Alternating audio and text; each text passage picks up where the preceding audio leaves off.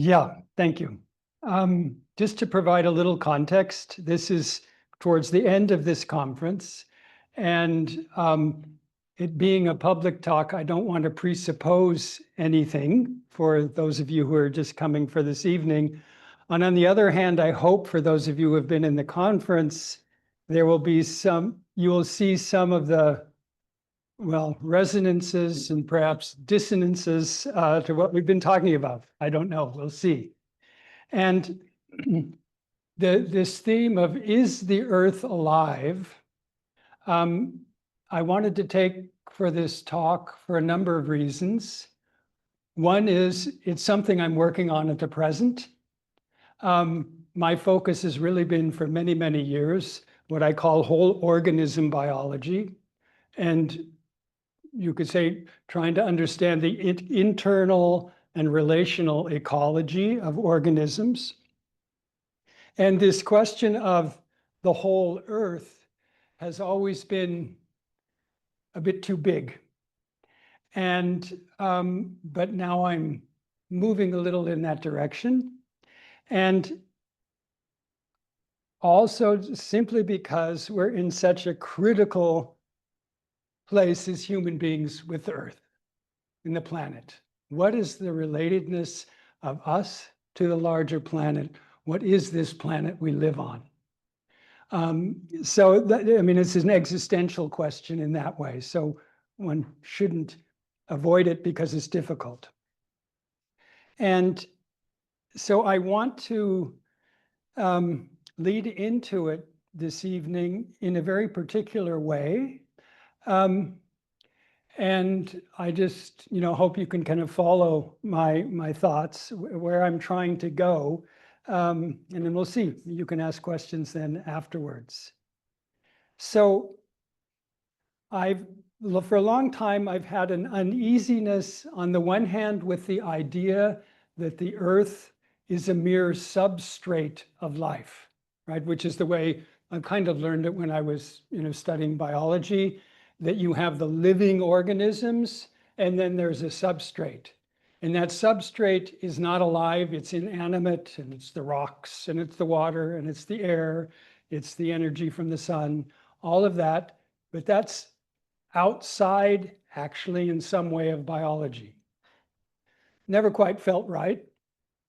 And on the other hand, I have not been terribly drawn to the many analogies that are made of the earth being an organism. Where one has, there are analogies of, rivers as a kind of a circulatory system, the continents as a skeleton, and okay, it's all right, but something doesn't quite feel right. So I've got this double unsatisfaction, or wondering, something's not quite right there. So that's where I'm moving this evening. And this is really a work in progress. I'm by no means feel completely comfortable with where I am. No, I'm on a pathway. I think the pathway's okay, but there's still more to go. So I want to begin then,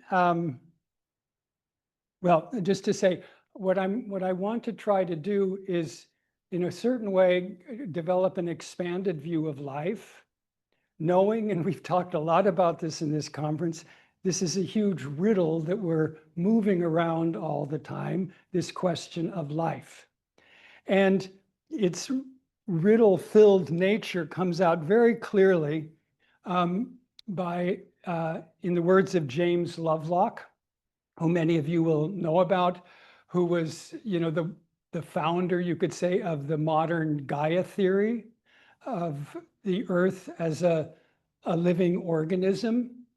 And in the 1970s, and then he developed the idea a bit further on, and there were many others were involved. And so in his book, his first book, Gaia, A New Look at Life on Earth, at the back, he has a glossary. And in the glossary, there's the term life. And I thought it was interesting to look at because while I was looking into all this, I went to the Oxford Dictionary of Biology. L, no life. Interesting, right? And you know, there's many different ways you can look at this. On the one hand, you could say, wow, that's an oversight. You know, biology, the science of life, no definition of life. And on the other hand, you could say they were really smart because it's clear none of us really know what we're talking about. And if they gave a particular definition, it would be open to so many, people could attack it from so many different sides. But Lovelock was bold. I read now from his glossary. It is a common state of matter found at the Earth's surface and throughout its oceans. Life is a common state of matter. It is composed of intricate combinations of hydrogen, carbon, oxygen, nitrogen, sulfur, and phosphorus, with many other elements in quantities, in trace quantities. Common state of matter composed of common elements, meaning different kinds of matter. So, and then comes an interesting comment. He continues. Most forms of life can be instantly recognized without prior experience. Right? That's what we have this common experience of, yeah, that's alive. And of course we can be tricked. To my shame, a couple times from afar, I saw some plants that when I got closer, they were not plants. Right? And so there were tactile, but even visual, I could see, oh yeah, oh my God. They're really doing a good job these days imitating plants with fabric and plastic. So, but this recognizing life without any prior experience. And then he says, and they are frequently edible. Most forms of life are actually frequently edible. I thought that was charming. I don't know where that comes from, but he could have said many other things. The state of life, however, has so far resisted all attempts at a formal physical definition. So he's kind of offering a definition, but then, I mean, it's a glossary, so it's not quite a definition. But then he says, has resisted all attempts at formal physical definition. So he's really showing there the problem, right? That this is not easy. This is not easy to deal with. And this question of, okay, we all kind of know what life is. We feel ourselves as living beings. We recognize that in a dog. We recognize it in the plants. So that's something it's kind of an ocean we're living in, but very subconsciously, unconsciously. And so it's clear, though, I think, if you were to, I was thinking, well, if you were to ask someone or ask yourself, show me life, show me life, what would you do? Yeah, I mean, I would have no other possibility of saying, well, I'm alive, look at me, look at you, look at your hand, smell the plant. I would always be pointing to organisms. That's what I would do. And yet, I say, yeah, but that's an organism, that's not life. Show me life. And there's no place I could show them life.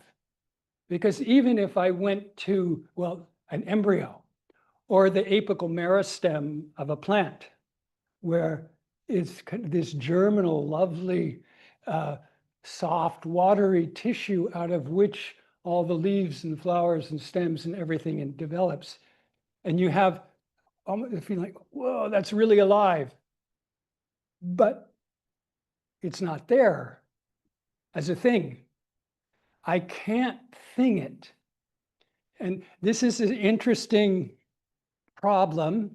And there's a philosopher of the Goethean approach, Henry Bortoft, who had an interesting way of speaking in paradoxes in ways, and to try to, get at the difficulties. And he said, and he wasn't speaking about life now, but he said, there are things, well, just take it for what I say. There are things that are not things, but not nothing, right? Right, but not nothing. They're no things, but they're not nothing. And so this problem of you can't nail it down at a point, you can't thing it in that way, and yet we all feel a reality there. And feeling, I think, is a good term. I mean, it is descriptive of where it kind of lives in us. And the moment we try to reflect on it, then something dies away. And so Goethe, at the beginning of his book on color, the Farbenlehre, it's a really interesting introduction, because he describes much broader areas of human endeavor than just color. He writes, "We labor in vain to describe a person's character, but when we draw together their actions, their deeds, a picture of their character will emerge." Right? So this is a similar problem, right? It's a character. And what's that person's character? Well, and the moment you do, well, they're ooh, right? Something's wrong because you've nailed it down.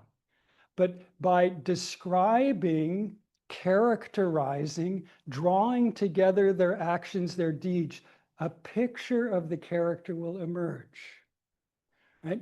So this is where I'm going, in a little bit in this direction, that as Goethe once then described when he's talking about morphology, that it's about portrayal, Darstellung, right? It's a portrayal, not an explaining.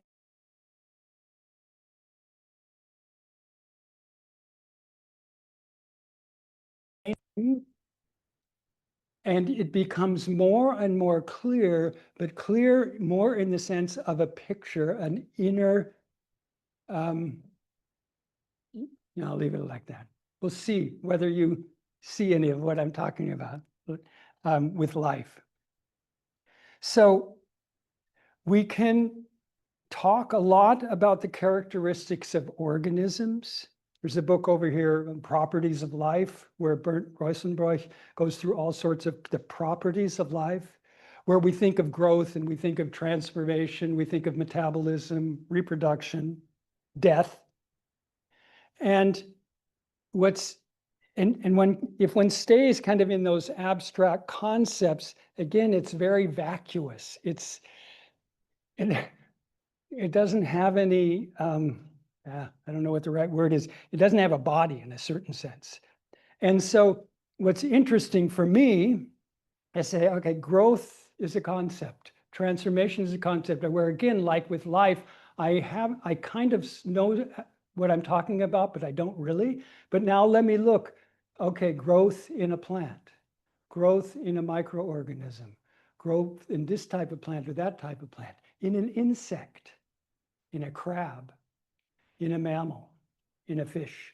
And in that endeavor, this concept of growth begins to take on form through the exemplars. And so I'm not going to do that here, because that would be way too much. But I want to just hint at something of the differentiation of organismic life. And when we speak of organismic life, in one sense, we're talking about life being centered or bounded. I mean, that organism there. And that organism, and this is where I'll start, if you take a human being or a mammal, a bird, even with a frog, it's not quite so clear, but you have before you this organism, and you can see in the moment when it's dead. A dying organism, like a mammal, a dog, a cat, a human being, a bird, it is so clear it's no longer alive. And that is where it's so clear that we're talking about somehow there's something very clearly centered and bounded in what we're talking about when we're talking about life. So I'm just going to use the short term life-centered, life-bounded. And it's interesting, I've studied plants a lot, that with plants, to talk about a moment of death is kind of tricky. It's much more tricky for various reasons. And just a couple examples. I mean, when you can, if you have a garden and you weed and you pull out weeds, these plants, as Emerson said, whose virtue has not yet been recognized, and you pull them out, you don't know what's still in the ground that could still shoot up. Right? You've torn the plant out of its context, and part of that plant may be merrily down there, and now it's going to shoot up with new roots, a new stem, new leaves. A tree, recently in the northwest of of Canada, I mean, in the northwest of North America in southern Canada, on the coast, and there are these huge trees. And they fall over. And they fall over, and then they're uprooted. But here, out of a side branch, where the side branch comes out of the main stem, they start making roots that go down, and out of the branch comes the tree. And out of that tree falls and comes another tree. And this, what we call, again, very abstractly, vegetative reproduction, is this ongoing living and dying where there is no moment of death. Life is much less centered in plants. We're in a different realm there, and that's interesting. And to take another example, not too long ago, I was looking for something that I'd lost and that I couldn't find. Let's say I couldn't find it. And it is something that I actually am somewhat attached to, which I will not go into why. It's a little plastic container that I put my sandwiches in for when I go to work or when I go on a hike. And I couldn't find it. It'd been probably 3 weeks. And then I realized, oh yeah, I know where it is. It's up in my backpack from the last hike. So I brought it out, opened it up. Ooh, very interesting. No more sandwich. Orange, green, interesting, smelly fuzz. Really a beautiful landscape of fungi and bacteria. And, again, these are things one knows as a biologist, but, when you have these experiences, oh my, okay, on the one hand, because I'm a modern biologist, I don't think bread brings forth in one way. I'll come back to this later. Bread brings forth, or cheese brings forth, fungi and bacteria. That we know even there are little tiny centers of life, spores, that are evidently ubiquitous, right? They're everywhere. And then they come into my nice little plastic thing. Conditions change, right? No light, it was in the darkness. It doesn't seem to me there was much air circulation. There was moisture and lots of other interesting things for them in the bread and the cheese and the butter. and then they develop. And so these are organisms, these wonderful creatures of fungi and bacteria that are much less centered than let's say, flowering plants. And yet one always comes back to some point of centeredness. And this was, in the 1600s, when the debate was still going on, is there spontaneous generation or not, that with the microscope and then other means, there's always a center of life. Life comes from life. Francesco Redi in 1660s, right? Life comes from life. So this life-centered is true, but it shows itself in very many different forms, depending on the type of organism it is. And some of those organisms have more this, you could say, more the enclosed, which is all relative. I'm going to go into that in a moment. And then others that are more open and embedded to being almost completely embedded and invisible unless certain conditions arise. And then we have as visible creatures, mushrooms and bacterial mats. So the life-centered. There's one phase in the life of a plant, of a flowering plant, that is kind of independent, and where you can say, there it is. That's a seed, right? Otherwise, everything is connected, and the connected plant is connected down into the earth. But the seed has this existence of being independent in one sense, and yet as a seed, it remains a seed, right? We can say, well, the seed, out of the seed grows the plant. And this is what I want to go into a little bit. It's very simple, but very important. So how do we know the seed's alive? Plant it and see. If it disappears in a particular way, then we'd call it alive. If it gets eaten up, then sorry, we don't know. But if we plant the seed, that means we take it out of its isolation and we put it in certain conditions where, out of experience, we know they provide the possibility that this plant can germinate.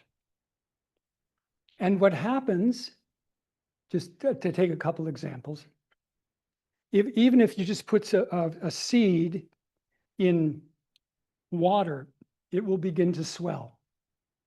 That means water is no longer only outside the seed.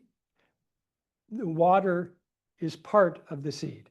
The water and seed come together to begin the process of germination, where then you have processes going on that can be, looked at very carefully today, of metabolic processes where the biochemistry of the seed is changing, that it all begins to shift.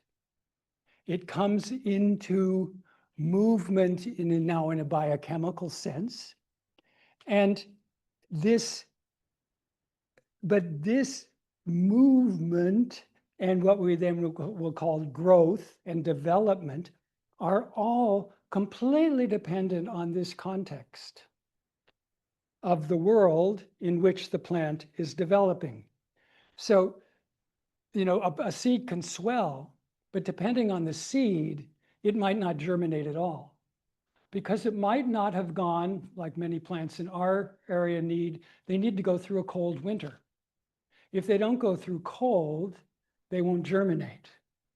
Or if you're in certain parts of the world, the seeds did not begin to germinate unless they've gone through fire. right? And or seeds that need to go through the gut of an animal to be prepared to germinate. So all of these, what we normally call conditions, are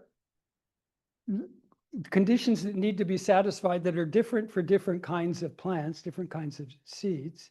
They need to be satisfied, and what we need to really think our way into is that those conditions, in as much as they are related to the plant's germinating, they are plant. They're not outside the plant anymore, right? They are part of planting, right? Plant becoming plant. And so when the plant germinates, again, just a concrete example of many, many, many plants, what they do is that once the root, when they've begun to develop, and I'm not going through all the detail now, the radicle, the primary root, comes out first, breaks through the seed coat, and it doesn't matter what orientation the seed has, wherever it comes out, that will grow in such a way that it grows down. And that is almost always before the shoot emerges and grows up. And this is a very interesting phenomenon. This relatedness to earth, relatedness to growing away from the earth, is immediately there in this polarity of the shoot and the root. And this downness of the root, I mean, just to make it clear, think carrot. Carrots growing, not eating carrots, but growing carrots. That if you are in Tübingen and you are growing carrots, and you've grown your carrots, or where we are in North America, or in Australia, or in Brazil, wherever, those carrots for that place are growing down. And they're all pointing to the center of the earth. They're all pointing to the center of the earth. Do you get that picture, right? Down. Yeah, yeah. Carrots of the world unite, right? So, but this is for all primary roots, right? That you have that. And the trees with their uprightness. Uprightness means they're all radii of the earth. Right? They're all radii going out. So this wonderful fact of plantness, that a plant, in the moment it takes root, meaning becomes a being of place in an essential way. A seed is not a being of place. It becomes a being of place. And in becoming a being of place, it takes up a relationship to the whole earth. That's significant, I think. So you have this place and whole earth relatedness. Now, I want to just look at this now to formulate something and see where that leads us. So we often say the plant grows out of the seed. It's fine, but it's not enough. Right? If we say the plant grows out of the seed, we're imagining it's growing all out of the seed, but it's not. So this is the troubling part that I always struggle with how to say it. So I wrote something down. I don't know if it's any good. There's another way to describe germination. The environment becomes the plant through the seed. The environment becomes the plant through the seed. Air, I'm just speaking now in the most simple of terms. The air, the water, the minerals. Those are, without those, the plant will not become itself in further development from seed into growing, developing, metamorphosing plant. That the plant can be looked at, on the one hand, we can have the centered point of view and thinking always from the center out, or we can have the peripheral point of view where we think from the periphery in and through. And that's what I mean when the environment becomes the plant through the seed. And in a very, just kind of a simple way, and this is just all to start imagining in a particular direction, that what we know as, biologists and chemists, the stuff of the plant, the stuff, where does it come from? Mainly the air. This is this fantastic thing that you can hardly believe. It comes mainly from carbon dioxide. The body, the carbon-based body of a plant, mainly carbon from carbon dioxide. And then we have to think water and a little bit of minerals. Now, to say, which I've said before and got in trouble for saying, that the plant is actually just condensed air. That's really mean to plants, right? And I like plants, but it's good to say it that way in one way, just to realize what its relatedness is. It's related to this realm of air and water and creates an incredible densification.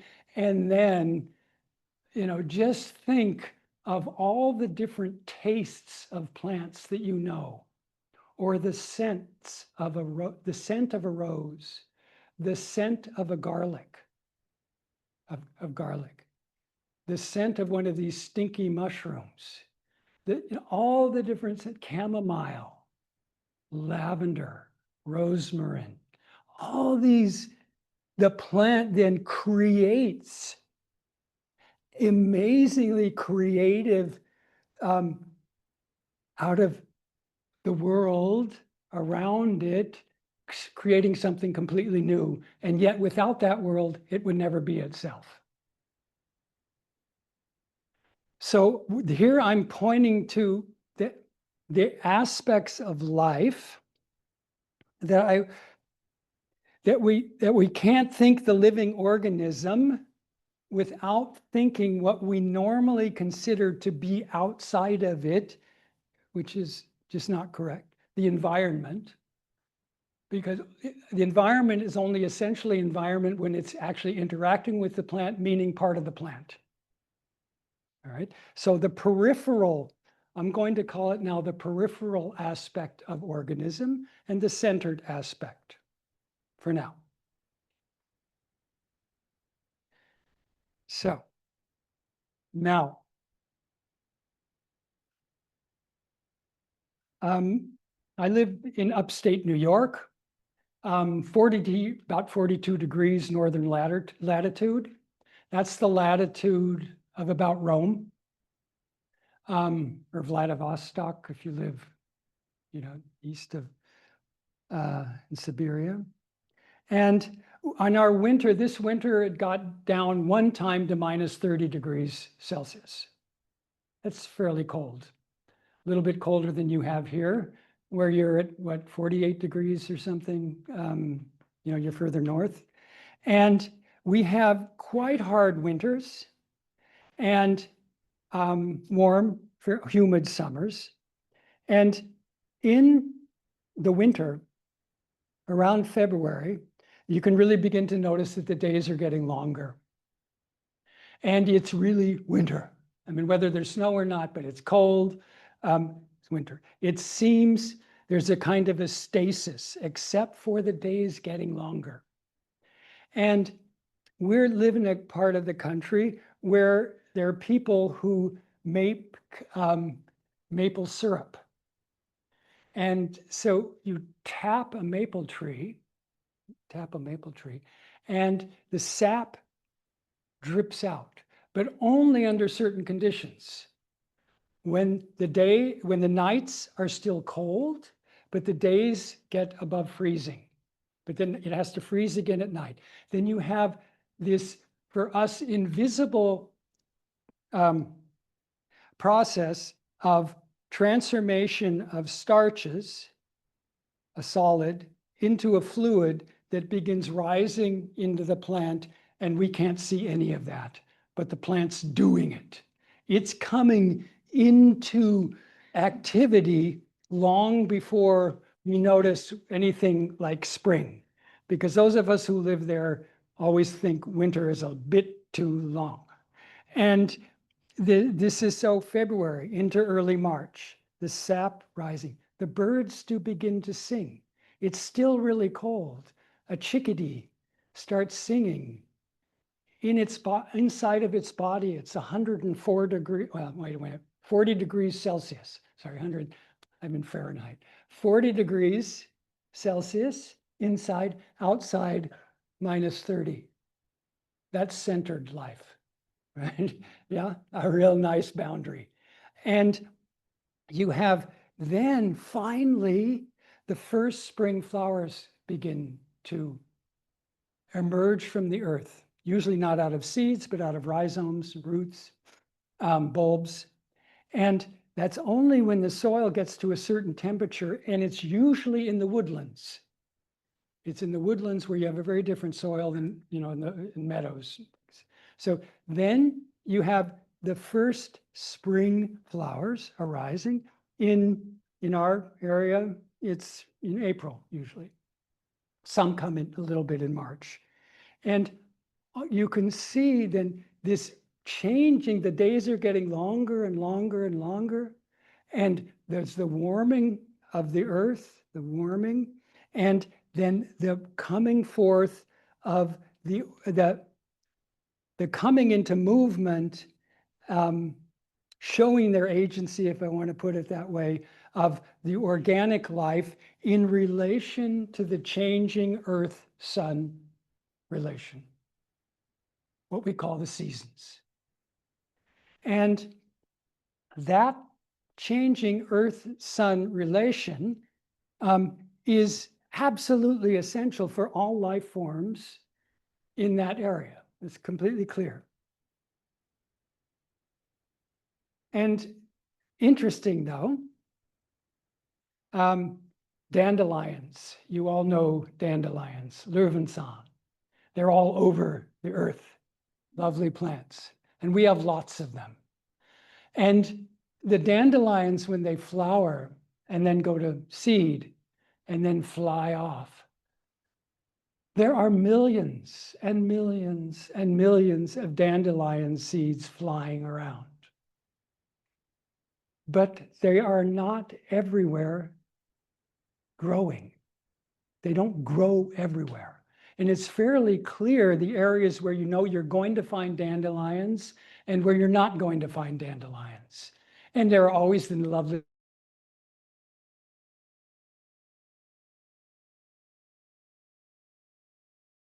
what I'm pointing to is that this species of plant has the potential through its amazing amount of seeds to, potentially you could say it could germinate anywhere, but it does not.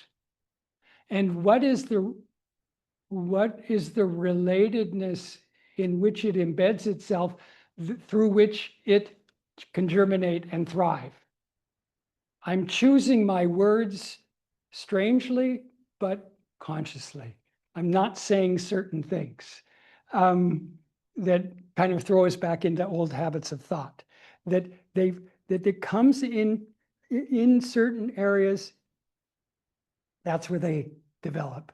I've got a wonderful plant that I've studied a lot. It's a swamp plant called skunk cabbage. And it really only grows in particular areas. But the turkeys carry its seed all over the place and poop them out, and they're all over. But where do they grow? So what I'm here again suggesting is, or pointing to, is, yes, life-centered, yes, life peripheral in the sense of what is involved in the flourishing of organismic life comes through context and not only center. They belong together. There's a belonging together that if we don't think of it as the belonging together, we don't have the reality. So come back to a couple more examples. Better watch out. So just briefly, what I was talking about, being in the same latitude. You can do this, just a little bit of looking at a map and, studying the weather in different places, how incredibly different the weather is in places that have exactly the same latitude, meaning exactly the same Earth-Sun relation, but they're in a different place on Earth. And then it may get, 2,000 millimeters of precipitation a year or 20. Right? And the transitions can be radical. Last winter in California, coming from an oak kind of savanna woodland, and within a couple of kilometers, desert, cactuses, amazing. Right? Just, of course, same latitude, the geology, maybe not even that different, but everything changed in the way of the plant world.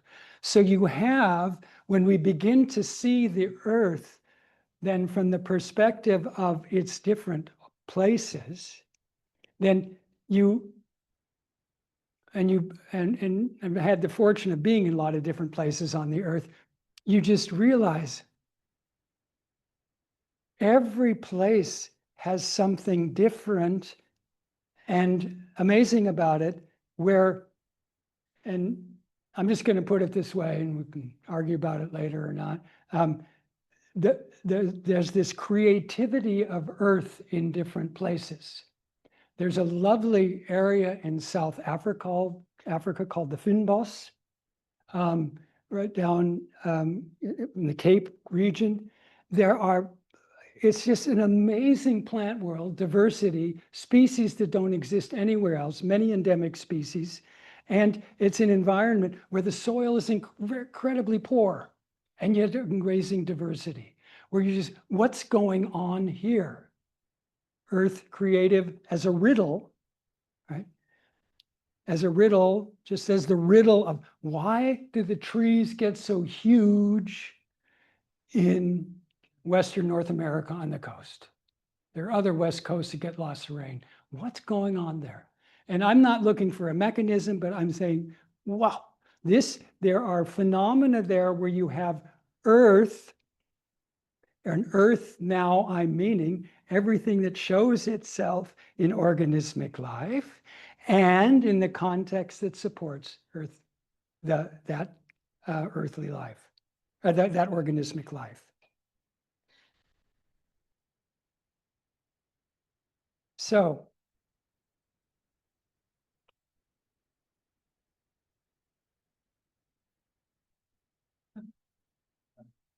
don't think I'm jumping over things.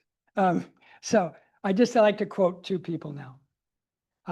His name's come up during our conference, J.S. Haldane, a really quite amazing physiologist on the early 20th century.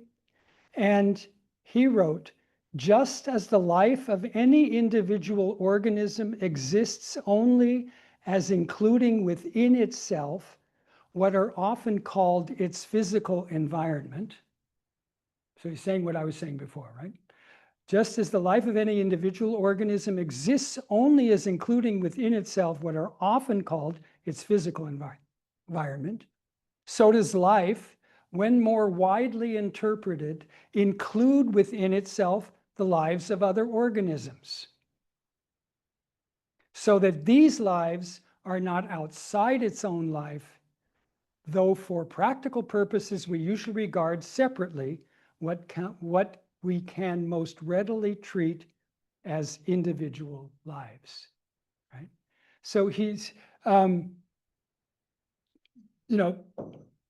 he said this very eloquently, which I've been trying to say for the last half hour, right? And so it's convenient to think separately.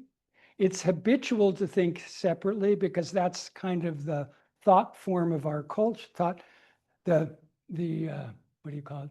Exemplary thought form of our culture is to think in terms of separateness that then comes together. And he's saying this togetherness, this belonging together, is fundamental. 1931, Haldane. Now, more recently, Canadian ecologist Stan Rowe, who's not very well known, he wrote a book, or well, it was essays on ecology called Earth Alive. And he has this interesting thought, which has kind of stimulated the whole direction I've been thinking lately. Just as the living parts of an organism depend on the vitality of the whole organism, right? The organs depend on the vitality of the whole organism. So living organisms depend on the energetics of planet Earth, from which they evolved and by which they are maintained. From an ecological viewpoint, planet Earth, now comes his thought, planet Earth, the inclusive supra-organic ecosphere, is the best and most logical metaphor for life in its largest sense. So I found this interesting because he's not saying superorganism, which is what one usually says when one's talking about the Earth as an organism. He's saying planet Earth, the supraorganic ecosphere. So that is the best, what he calls logical metaphor. I'm not going to go into the details of that now, for life in its largest sense. So what he's pushing towards is saying, listen, we cannot understand what we're talking about with life unless we go the whole way to the supra-organic ecosphere, because all what we normally call as life in terms of living individual organism is embedded in that, and without that, it would not exist.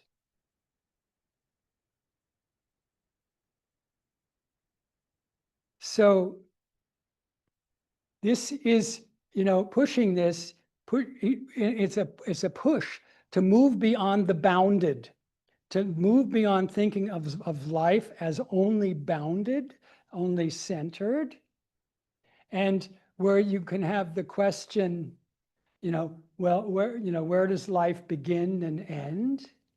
Right, that kind of question comes up. And I'm just going to leave that kind of standing and go at it, just a couple more attempts to move.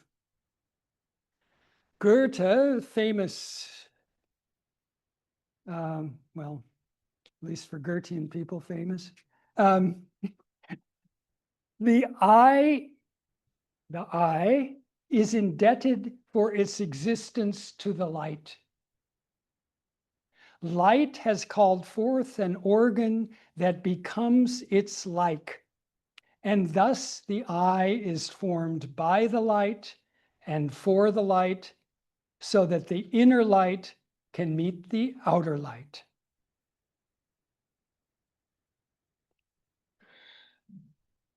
Light has called forth an organ that becomes its like.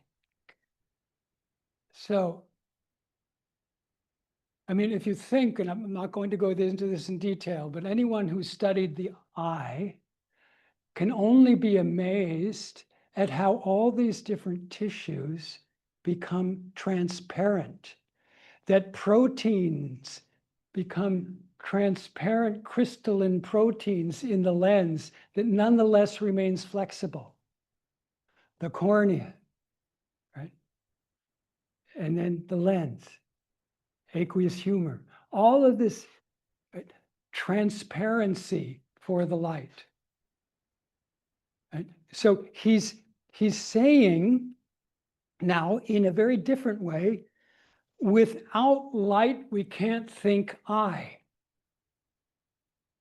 They belong together. They belong together.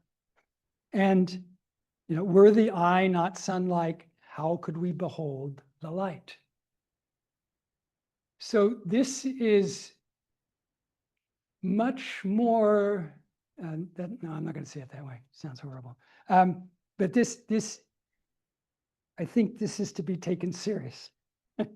And he, that he's pointing to then,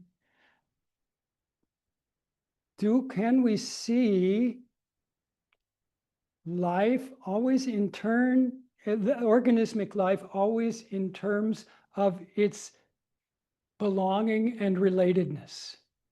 Because this is something that in modern biology is not what we think. That there, fundamentally you have separateness, and the organism is having to place itself in relation to something of which it is separate, and on the whole it's an antagonistic relation. That's why one always goes back to survival. This is a very different perspective. And so this element of relatedness. Rudolf Steiner takes up this Goethean thought in a number of places, and I'd like to read one. He says, let us assume that as contemporary human beings, they have fish on the table or put a bird in a cage. And then we look at the fish and the bird. But we are so egocentric in our way of knowing that we hold fast to what is immediately in front of us. In other words, really centered, right? That's the fish, that's the bird. We become unegocentric in our way of knowing when we not only see the fish in water or the bird in the air. Do you understand? Fish in the water, bird in the air, spatial. But when we can see their form, see in their forms that the fish is an animal of the water and through the water, and that the bird is an animal of the air and through the air. That's a different way of thinking than thinking of only. We just had a little conversation in the last session where it was the question of qualities, of a qualitative, the quality of air, the qualities of water is what he's pointing to here, and what Goethe had in mind in much of his work. And if you take a feather,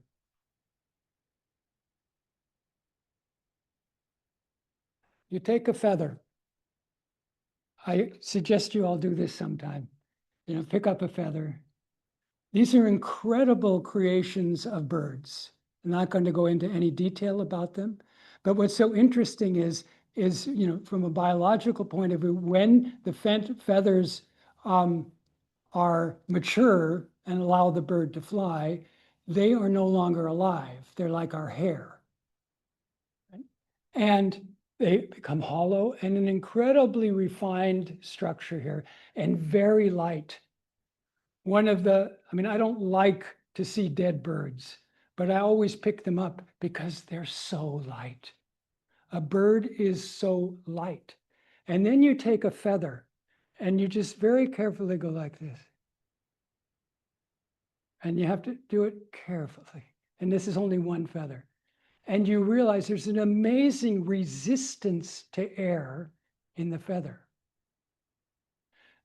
That what is normally for us like no resistance, this very light finely structured organ of the bird becomes an organ through which they can live in and through the air, and all the inner is hollow air.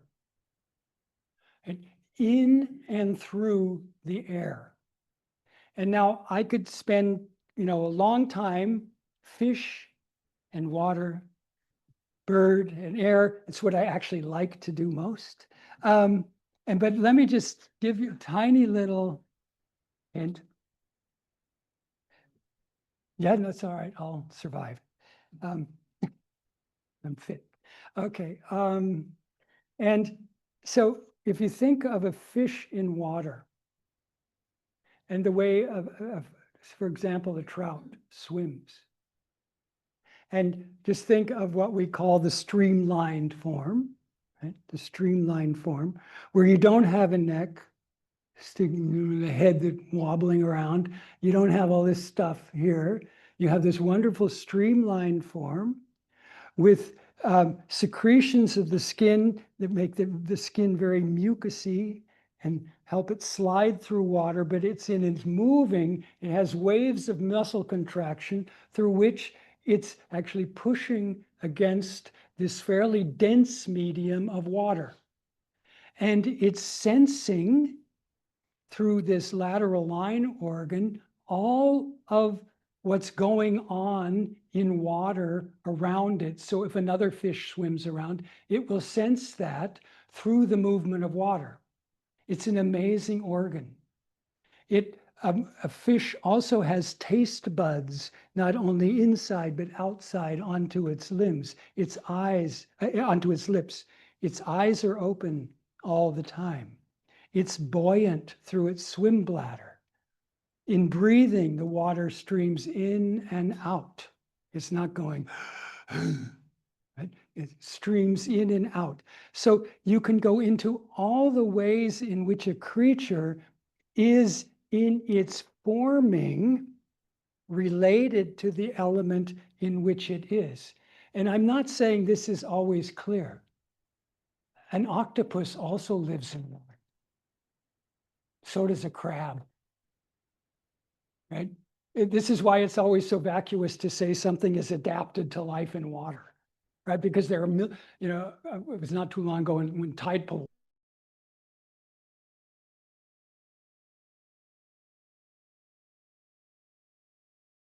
in and through the water as a fish is. The question is, what are they in and through? For me, that's a research question. I don't know. But to say that they, as living organisms, they are not only this, they are relatedness. But it's up to me, the possibility is given to me to try to understand better how, or what it is they are related to. So, sorry. You have this centered, peripheral, and the belonging together of all organic life. And that is differentiated in all of the biological, geological, geomorphological, meteorological diversity of what is in a particular place on Earth, so that we have this incredible rich memberedness of the planet Earth. Now, when I was originally preparing this, I had this thought. I said, what is it when I go to a beach and walk along the beach on a vacation and feel enlivened? Right? We usually don't close ourselves in dark rooms for vacations, right? Or a sunset, right? a sunset, a sunrise, the dew in the morning that you walk across a field, and the dew in the morning, and all these little points of light and color that are like little microcosms of the sun. And so in all of these places where I'm going to say, I experience something enlivening in the world. And usually we think of that only as, that's me. You know what I mean? That's me. But I'm wondering ever more now, is that not the peripheral life of the earth that I'm participating in, that's not in an organism as such? That's my question. Yeah, it's for me a question. Then it was interesting. It was only after that that I went back to this quote from Steiner that I read to you before about the fish. And in that, it's actually a lecture where he's describing this. And then he goes on, and I'd forgotten this altogether. He goes on to say, and now I probably, there it is, goes on, after he's described this, right, fish in the water and through the water, we cannot come to a real feeling for beauty other than starting in this way. And, that's nice. That this beginning to see what he's calling beauty as what we normally think of as an aesthetic experience, as a way of being, of seeing the relatedness, and now in this example of the organic forms, but I take that now further in this questioning of the life peripheral of the earth that has its centered, but is more than the centered. And that the center and the peripheral have to be thought together, seen together. Yeah, seen together. Now, the last, I'm just going to do this, even though I thought, I don't sure I should do this or not, because I'm not a Kant scholar. So you can get at me tomorrow morning. But I knew this quote from, a long time ago. I've known this quote. But I've never studied the critique of practical reason. At the end of the critique of practical reason, Kant says, two things fill the mind with ever new and increasing admiration and awe. The more often and steadily we reflect upon them. The more often and steadily we reflect upon them. The starry heavens above me and the moral law within me. This is something that's been, he gets quoted a lot, this statement. But I must admit, I have no idea whether Kant is right now turning in his grave or ignoring this or whatever, but relatedness of the starry heavens above me and the moral law within me. It's one world. It all belongs together. Thank you.